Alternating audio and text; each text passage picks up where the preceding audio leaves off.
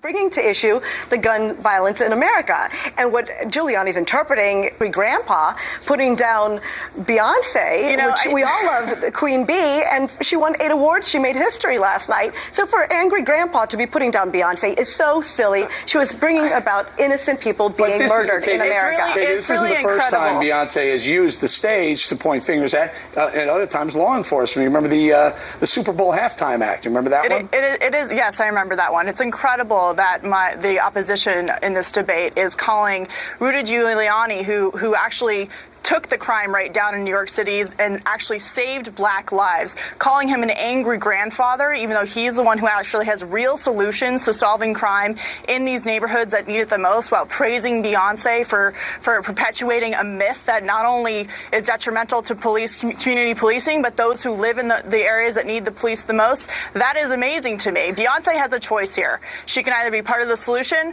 or part of the problem. Right now, she's part of the problem and continuing to perpetuate this myth that young black men are being hunted down in the streets. The number one cause of death among young black men 18 to 34 is homicide, and it's young black men killing each other. It's not the police who are racking up those statistics. So she has a choice here, and she's on the wrong side of this. Let me give you Kathy. Loved ones. Nothing wrong with that. I'm going to leave it right there. Kathy, Katie, thank you very much. Up ahead, mass chaos, fired.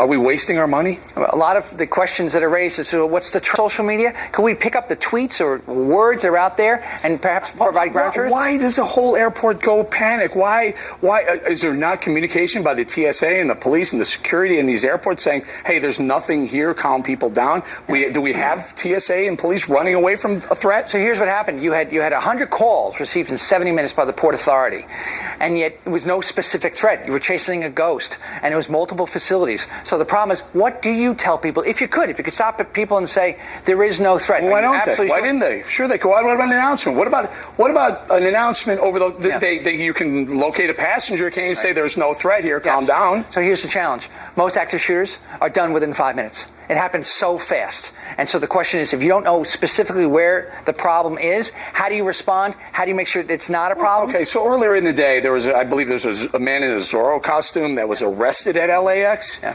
Do you think there's heightened tension among even the security and law enforcement all day because of that?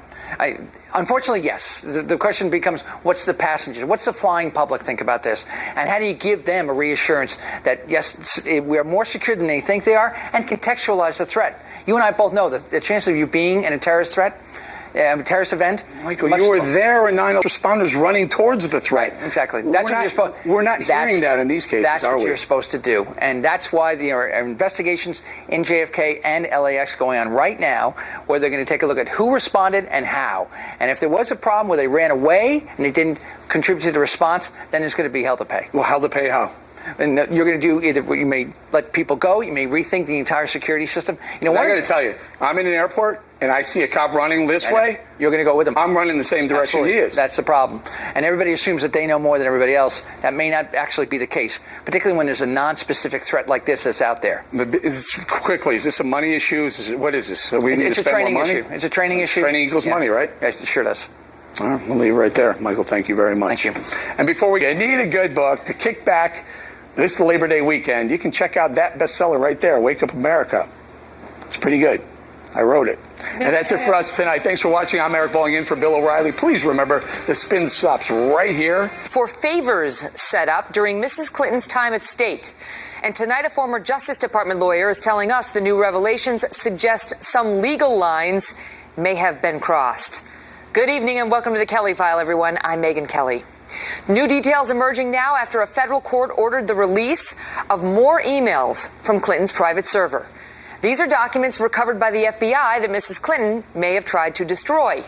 And they are just the latest drip in what's becoming a steady stream of troubling messages between Hillary Clinton's family charity and her State Department staffers, who appear to be very cozy. The messages lend credence to the notion that there are wealthy donors who paid top dollars for favors from America's top diplomat, while ordinary Americans were left to fend for themselves if they wanted access.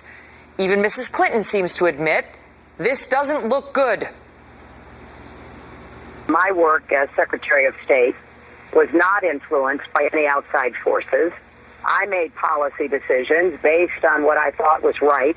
I know there's a lot of smoke and there's no fire. In moments, we'll speak with former Justice Department lawyer Shannon Coffin, who says there are potential violations here of at least 3 federal laws. But first, we go to Trace Gallagher at our breaking news desk with the details from these new messages. Trace?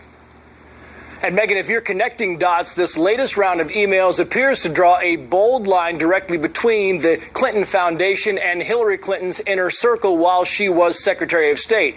The emails were given to ABC News by the conservative group Citizens United. In one exchange from 2010, top Clinton Foundation official Doug Band and Hillary Clinton's closest aide, Huma Abedin, talk about special seating for an upcoming State Department lunch with Chinese President Hu Jintao.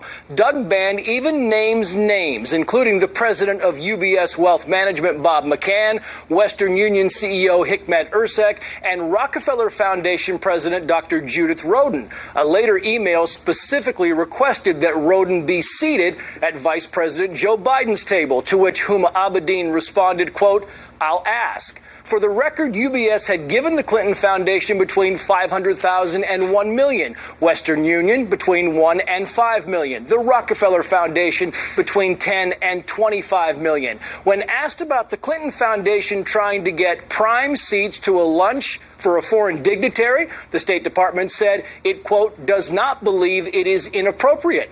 The Clinton campaign called Citizens United a right-wing group trying to make something out of nothing. And on ABC's This Week, the interim chair of the Democratic National Committee, Donna Brazile, seemed to acknowledge that giving big donors access is just part of the process. Watch. This notion that somehow or another, someone who is a supporter, someone who's a donor, somebody who's an activist saying, I want access, I want to come into a room and I want to meet people. We often criminalize behavior that is normal, and I don't see what the smoke is. Again, the smoke comment. The State Department says it cannot provide a list of who did and did not attend the lunch with the Chinese president. Megan. Trace, thank you. Joining us now, Shannon Coffin, former Justice Department Assistant Deputy Attorney General under President George W. Bush, and a former Chief Legal Counsel to Vice President Dick Cheney. Shannon, good to see you. Hi, so, Megan. I mean, Donna Brazile, you got to hand it to her on the honesty front. I like Donna Brazile, but it's not going to fly with the American people to say, look, everyone is bought off. Like your donors give you lots of money, so they get access the American people don't get, and they get invited to the State Department and get to rub elbows with power and set themselves up for future success in a way regular Americans don't. That's just a system we have to live with. You say it's actually not that simple. It actually might be criminal. Well, look, their claim is there's only smoke, but lots of people die from smoke inhalation. So smoke is a problem here. And in addition to what Trace discussed, we saw emails last week that the Crown Prince of Bahrain was going through the Clinton Foundation in order to get a meeting with Hillary Clinton at the State Department, when normal channels had prevented him from doing so, and the same channel. It was Doug Band. And this again, you see it very clearly. Here, Trace just took us through it, where you got the guy from the Clinton Foundation, Doug Band, specifically sending the people he wants to see at this luncheon, for the China State luncheon, and gives 3 names, and then he asks about this one person in particular, saying, can we get her at Biden's table? And Huma writes back, I'll ask. I mean, it's obvious. This is what Trump has been trying to tap into, saying she's bought and paid for. She owes so many favors to so many people who have donated to her foundation that you can never get an honest judgment from her, because it's all about repaying the people who paid her. You say it actually may be criminal. Why would you go that far? Look, there's a back door here that normal citizens don't have. If you make a contribution to the Clinton Foundation, you're more likely to get access to Hillary Clinton at the State Department. And there are at least 3 different categories of federal laws which may be implicated. One, the Ethics in Government Act, which says you can't use a public office for private gain for yourself or even for a charity. The law says specifically a charity that you're associated with. So in giving special access to the donors for the Clinton Foundation, the Ethics in Government Act is implicated. Well, but let me a lot ask of you that. employees So the would lose their charity job gains, over but that. how does Hillary gain How does, if you're talking about a private gain, how does she gain? But that's not what the law requires. It doesn't require that money go into Hillary's pocket. It could be enough that her husband gets speaking engagements. Which happened. It could be enough, which happened. It could be enough that the foundation with her name on it gets more money. All right, I know the second one that you're focused on, potential law here, is the bribery, the anti-bribery laws. How could that be violated? Well, look, this is the hardest group of statutes to prove. You have to have a quid pro quo. You have to, and we've seen in a recent case involving the former governor of Virginia that just setting up, say, sitting someone at a luncheon may not be enough to violate those statutes. But I will tell you this: the federal government, if the shoe were on the other foot here, and a U.S. company were giving money to a foreign charity that was associated with the foreign secretary, the Polish Secretary of State, that the U.S. government will prosecute the U.S. government will prosecute that U.S. company. And that's exactly what we have here. That's called the Foreign Corrupt Practices Act. But that's based on the U.S. bribery laws. So for the people who are seeking access to Hillary Clinton by giving money to the charity, there's a grounds for prosecution of those givers, okay?